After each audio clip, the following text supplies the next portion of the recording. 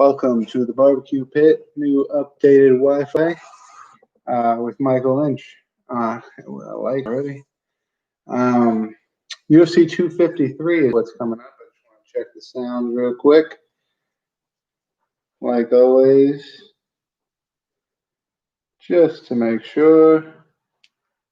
Yep, yeah, and we're good. UFC 235 main card starts off Hakeem Dawodu versus Zabura Tukarov. Dawodu is 9-0 as a pro Muay Thai slash kickboxing fighter. He's 11-1-1 as a professional MMA fighter. Excuse me, I knew it was coming. He's got seven wins out of his 11 by TKO or knockout. He's never been knocked out, and he's only been submitted once by Danny Henry in his UFC debut. He's on a 4-fight winning streak at the moment, 2 split decisions, and a unanimous decision win over Austin Arnett. Also a TKO win over Yoshan Hori.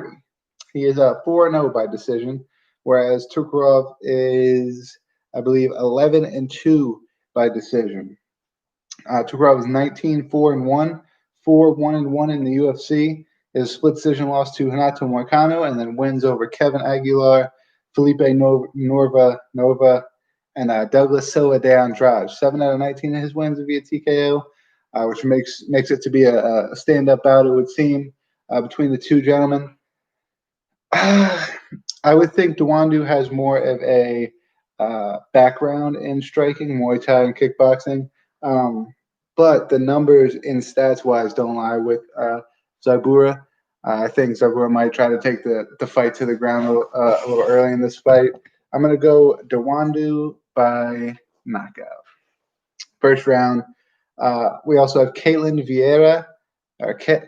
Vieira versus Ciara Eubanks. Eubanks is making a quick turnaround with her last fight being a unanimous decision win over Julia Alvia September 12th. So 10 days ago today was her last fight. She's on a 2-fight winning streak at the moment, and that's since moving to New Jersey, training with Mark Henry, Eddie Alvarez, Frankie Edgar, and them.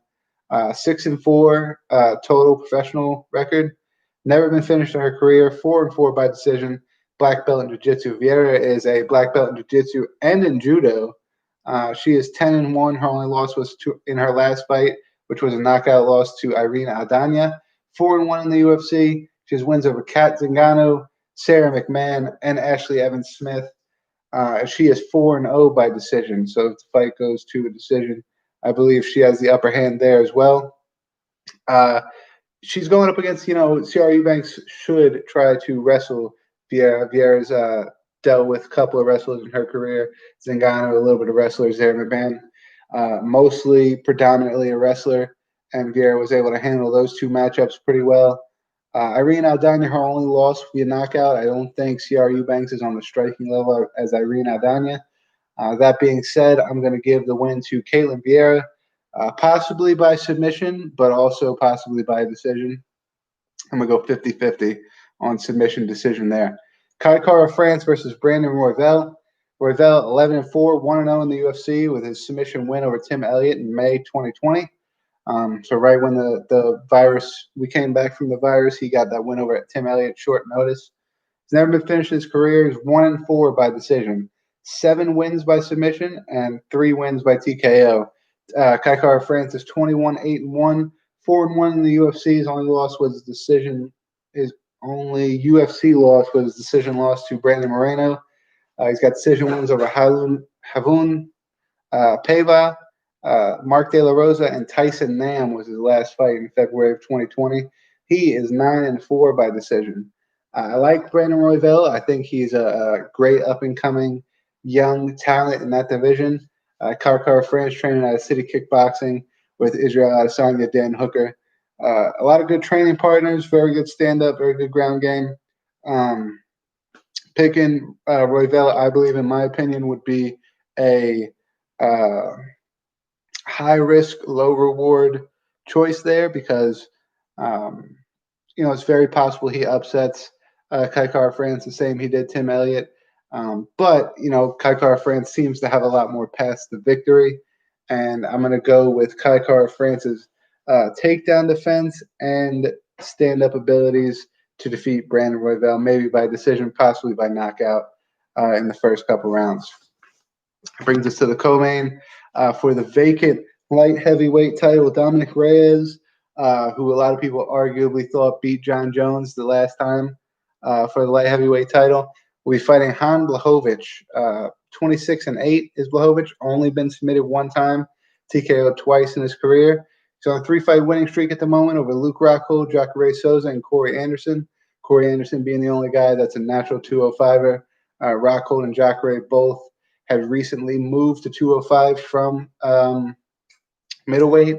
Blachowicz has also beat guys like Nikita Krylov, Jimmy Manuwa, Devin Clark, Ir Latifi. 16 of his wins are finishes, 9 submissions, 7 knockouts. Whereas Reyes is 12-1, never been finished. First fight back since that loss against Jones on February 8th. 9 out of 12 of his wins are via finish, 7 knockouts, 2 submissions. The UFC wins over Jared Cannonier, Ovince St. Preux, Volkan Oezdemir, and Chris Weidman also, which had newly went to 205 and now has since returned back to 185. Reyes has got great striking. I think his ground game, although he is a very, very good wrestler, comes from a very deep wrestling background, could use some work in the jiu-jitsu form of the grappling. I think Han Blachowicz is going to have a little bit of an advantage there. And I think that this fight is so close, it's going to come down to which man is more hungry. I think Dominic Reyes is going to come in with a little bit of entitlement that he should be the champion anyway. He's going to come in with the whole, this is my first defense, I beat Jones, yada, yada, yada shtick. Just like we've seen Colby Covington, just like we've seen other guys before, and comes back to bite him in the ass a little bit. I lean a little bit more towards bias here because I like Han Blachowicz, and Dominic Reyes seems like a little bit of a whiner to me. Great fighter, amazing talent, great knockout power in both men, but I'm going to go Han Blachowicz based off bias / how I think he could win if the fight goes to the ground. Israel Adesanya versus Paulo Costa. I bet on this fight with my guy Juice. And I bet Adesanya because he is 19-0, 14 knockouts, whereas Costa is 13-0 with 11 knockouts. Adesanya 8-0 in the UFC, Costa 5-0 in the UFC. Here's where it gets a little skewed, okay? Adesanya has one title defense already against Yoel Romero. His road to get to the title before that was Rob Wilkinson, Marvin Vittori, Brad Tavares, Derek Brunson, Anderson Silva, Kelvin Gastelum, and then he had to win the title against Robert Whittaker. Costa's road to where he's at right now was Garth McClellan, Obi Bambosk, who's not in the UFC anymore. McClellan's not in the UFC anymore. Johnny Hendricks, who was retired. Uriah Hall, who's got a couple fights left and he's about to retire. And then Yoel Romero was his last fight in August of 2019. Whereas Adesanya's last fight was March of this past year. Adesanya has fought more recently. He has fought way better competition as far as his second UFC fight was Marvin Vittori, who is surging in the middleweight division right now. Brad Tavares, who is still really relevant in that division. Derek Brunson, who's got an impressive win over Edmund Shabazian. He was making a name for himself. Anderson Silva, I get it. He's about to retire, but he is still fighting. He's about to fight Uriah Hall later this year. Kelvin Gastelum, one of the best fights of that year. And then Robert Whittaker, whereas Costa, McClellan not in the UFC, Bambosk not in the UFC, Hendricks retired, Hall, like we said, he's going to fight Anderson Silva later this year, and then Yoel Romero. Just not as impressive as what Adesanya's done. And now that doesn't mean anything. There's two guys come in, they've trained, they have a certain skill set, they're going to fight. And in a fight, anything can happen. But if you look at it on paper, it would seem that Israel Adesanya is a smarter choice, which is why I bet on him, which is why I'm going to pick him for my picks. Israel Adesanya, whether it be by decision or TKO, I think he could do either one against Paulo Costa.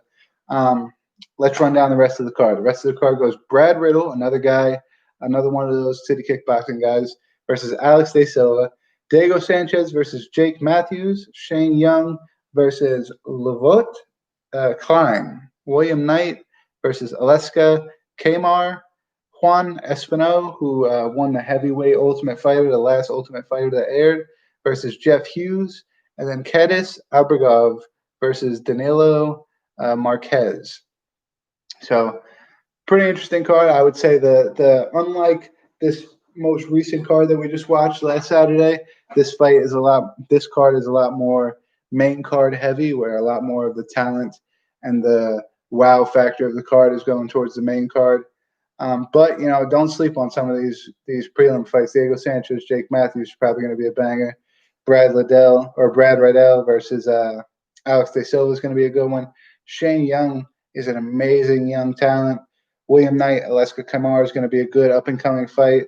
Everybody's excited to see Juan Espinal fight since his first fight back from winning the Ultimate Fighter. I wouldn't sleep on the prelims. I know a lot of people are, but I wouldn't. There's no Contender Series tonight. There won't be until November 3rd. So mark that down on your guys' calendar for or November. Yeah, it'll be a Wednesday. It won't be a Tuesday night Contender Series. It'll be a Wednesday. But on November 3rd, excuse me, for the next card that we'll be talking about on Tuesday will be Irene Aldana versus Holly Holm. It's going to be a good card. You got Jermaine Durandame versus Juliana Pena, Tanner Boser, Andrei Arlovsky, Carlos Condit, Court McGee. You got Jorgen De Castro on the card, Jordan Williams on the card, Casey Kenny, Daquan Townsend.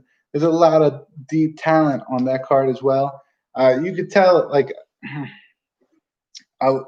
the last card that they played on ESPN Plus was 100% big ESPN the network card. They should have, or pay-per-view. Could have even been marked as a pay-per-view. But one of those two. October 3rd, 100% without a doubt is the ESPN Plus card written all over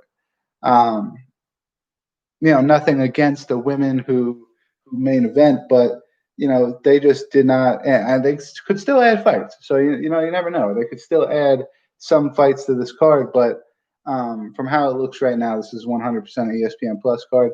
Now those sometimes can be sneaky good, and we could be left amazed by what happens on October 3rd. But come back next Tuesday, and we'll be predicting what we got on the main card for that. We'll be going over the prelims because hopefully we'll have a little bit more set in stone as what fights are going to happen on October 3rd on the Tuesday before.